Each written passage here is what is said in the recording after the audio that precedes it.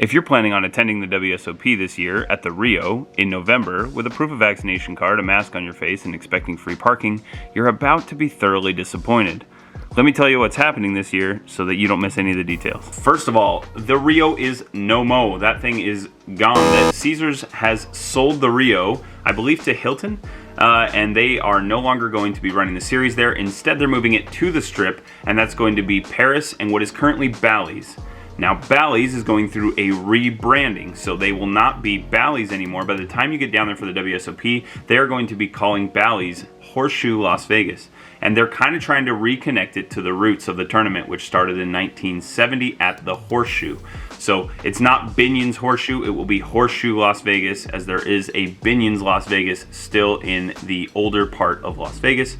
However, if you are on the Strip and you are showing up to the tournament, that's what to expect. You'll be seeing Horseshoe Las Vegas and Paris. They'll be in the convention halls of those two properties, and the tournament will actually be taking place simultaneously in both locations. The schedule this year will run from May 31st, starting with an employees-only event, and is going to go through July 20th, so a fairly long schedule, and that is going to wrap up with an invite-only event that they haven't done in years that they're bringing back. So if you win a bracelet or a circuit ring this year, you will be invited to play in this final tournament with a $1 million guarantee.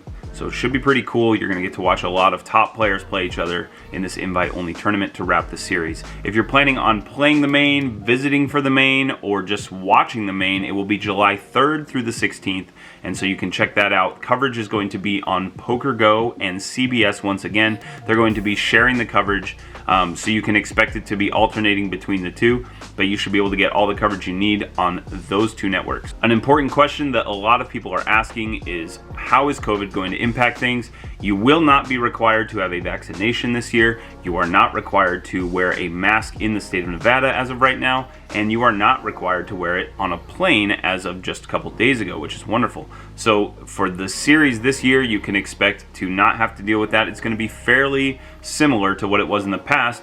We're just looking at a lot of new changes as far as the tournament goes and the location.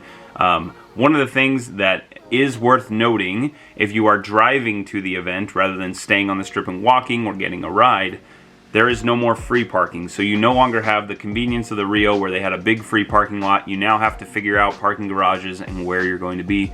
Kind of unfortunate, but that is the way it's going to run this year.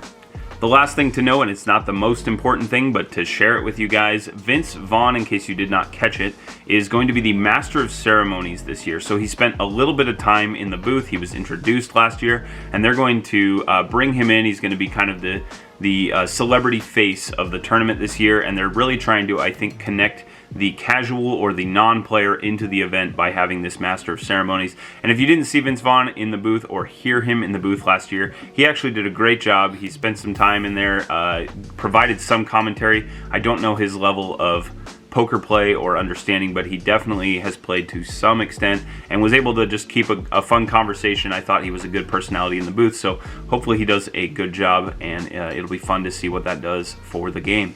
Alright guys, I hope you found this helpful. Give it a like and a subscribe if you did enjoy it so that others can get that information as well. And if you want to see me in action, give this a click right here. This is one of my most recent sessions. Thanks for watching, and I will talk to you next time.